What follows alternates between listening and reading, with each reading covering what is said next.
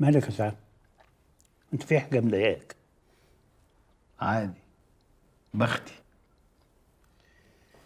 مش عايز ادوشك. طريف الزيتون لو سمحت. ما هو قدامك اهو. لا مش ده، التاني المقطع. مفيش حل البذر. المربى لو سمحت. حلو مع حادق.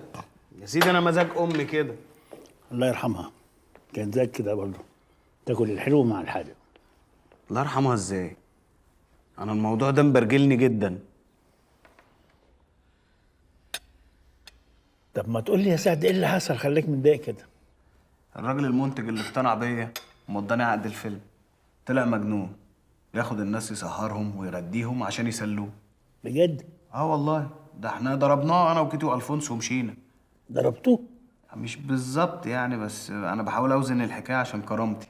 امال عملتوا ايه؟ زعقنا له جامد ومسحنا بيه بلاط الكافيه بتاعه لدرجه ان الجرسونات جم شالونا رمونا بره.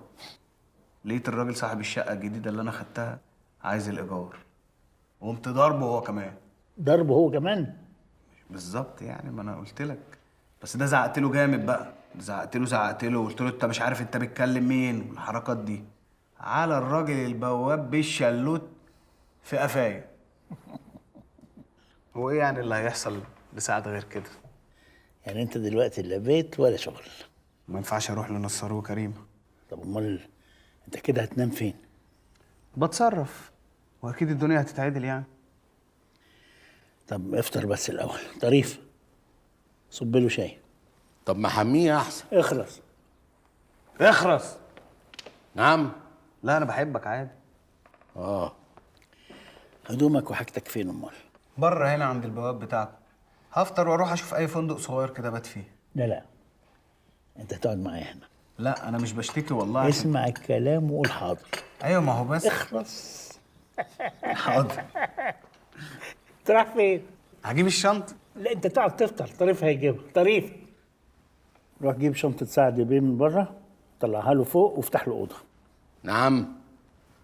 حاضر حاضر. سعد بيه ايه؟ كان سعد باشا زمان. اه والله بس الزمن. ما تحملش هم أبدا يا حبيبي. يلا كل افطر. ربنا يخليك لينا.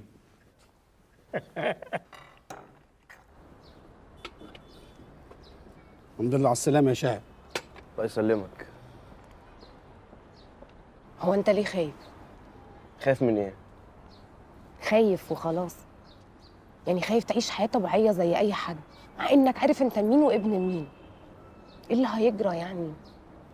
ليه خايف؟ طب ما تجربي انت كده. أجرب إيه؟ حد يجي يقول لك انك مش نانسي ولا ابوكي نشأت ولا امك شيرين. شوفي هتكملي حياتك ازاي. ما يمكن الحياة الجديدة دي تبقى أحلى من القديمة بكتير. بس انا عمري ما كان عندي حياه قديمه عشان يبقى في حياه جديده.